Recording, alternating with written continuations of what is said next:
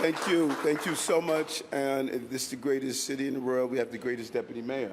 You know, and added on to really one of the most significant appointments we made at the beginning of this administration is finding someone that will look at the landscape of our city and see how do we build better. Coming out of COVID, we realized that throughout the years, we built so much bureaucracy inside. How do we build that bureaucracy prevented us from building? And we needed to look towards a real leader in this area, and we were able to find that in Dan.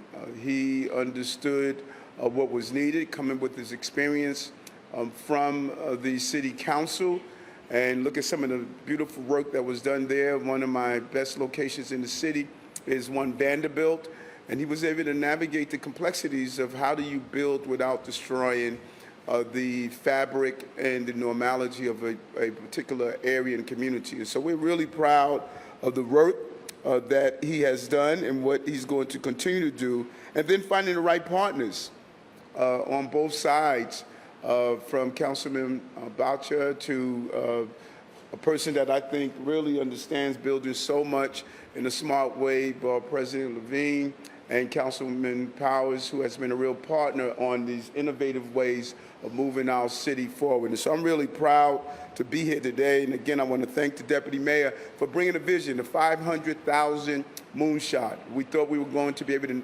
really get a lot of the things done with the governor's proposal and our proposal that we worked together in Albany. That came to a stall, but we could not sit back and just lick our wounds and says, woe is me.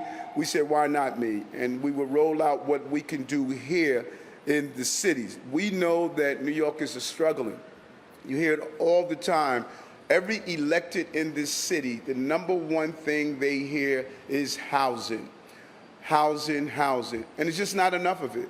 That's the reality of it. The demand is not meeting the need.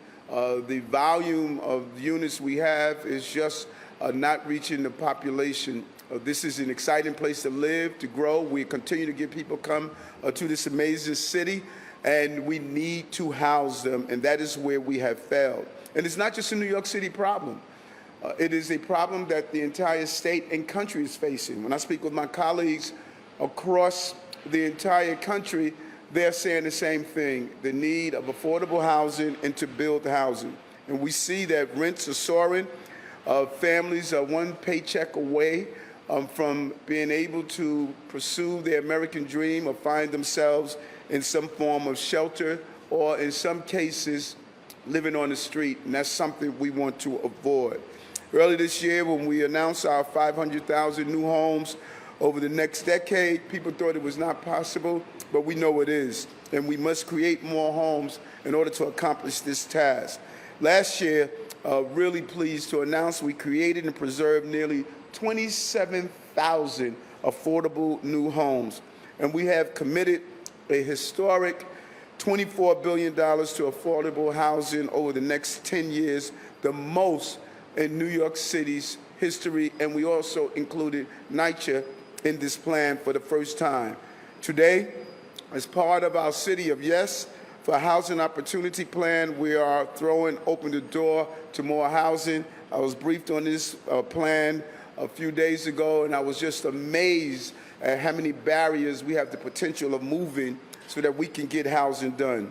With a proposal to rewrite zoning regulations so unused office space can become homes for New Yorkers. It's unbelievable how much empty office space we have sitting idly by with ready and willing participants to develop the housing, and we are in the way. Well, it's time to get out of the way so we can turn these office cubicles into nice living quarters so that we can address the housing crisis we have. At the same time, these office conversions will help us reimagine and revitalize our business districts. We see it all the time. I saw it during 9/11, what we did Lower Manhattan. It went to a 24-hour community, stores open, restaurants open, schools started to be redefined, and it became an exciting place to live, shop, grow, and play. We know these communities and these areas, particularly retail, are struggling, and this is an opportunity to reinvigorize these communities. Under our new regulation, an additional 136 million square feet of office space will be eligible for conversion. Just think about that a number. 136 million square feet of office space. This is roughly the size of the entire city of Philadelphia. That's how much real estate we're talking. It will allow us to create 20,000 new homes, enough to house 40,000 New Yorkers. When we put out a voucher for affordable housing in communities, sometimes you only have 48 units, and you would get thousands of people attempting to get inside those units. That's how hard the demand is. This will be 40,000 more people will have a secure place to live and call home. 40,000 New Yorkers will begin to build on the American dream, including right here at 95 Madison. We want to just thank all the partners here for understanding the opportunity to address our housing crisis, a win-win relationship. The new regulation will also allow a wider variety of housing types to be created, like supportive housing, dorms, and shared housing. I want to be clear. We will do everything we can to continue to get Albany to move forward. It will help us expedite building so that we can meet our 500,000 moonshot. But at the same time, we're going to do our job. We're going to call on the state to create a tax incentive for affordable housing and office conversion. We outlined a very specific proposal in January. We visited an active office conversion project in March, and we advocated throughout the legislative session for the state to give us the tools we need through legislation. We did not reach that goal, but we're going to return to Albany during this legislative cycle and state that housing is the #1 concern, so we cannot leave Albany without accomplishing that task. But in the meantime, we have to move forward. We cannot sit back and wait. We have to execute. We don't have the 3 letters of GSD for nothing. We're going to get stuff done here. We're also creating an office conversion accelerator in an interagency group that will work with property owners to help speed up conversions so that we can increase our supply of homes more quickly. In addition, we are building on promises made in this year's State of the City by launching the Midtown South Mixed-Use Neighborhood Plan. This was set up the path to create a mixed-use neighborhood south of 40th Street so that we can really reinvigorize that community. More jobs and new homes, including permanently affordable homes.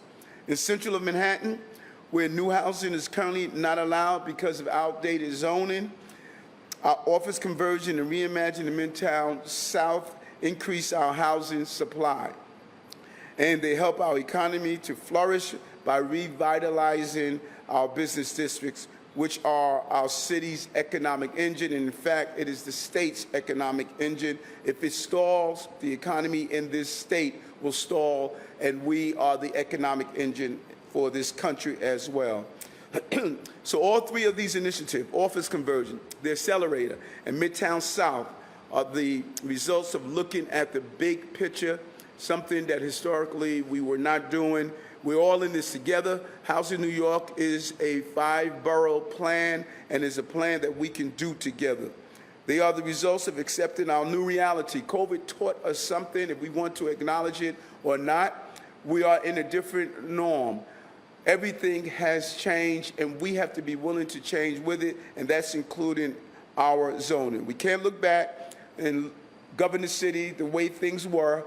We must govern the city the way they are, and it's possible to do so. Moving into the future, unafraid, bold, visionaries, and make sure that we can accomplish the task of housing as we look at the redevelopment of our communities. So I really want to thank the team that's here on other parts of government, the council members, the speaker, the borough presidents across the borough, Also, Donovan Richards in Queens has been a real partner.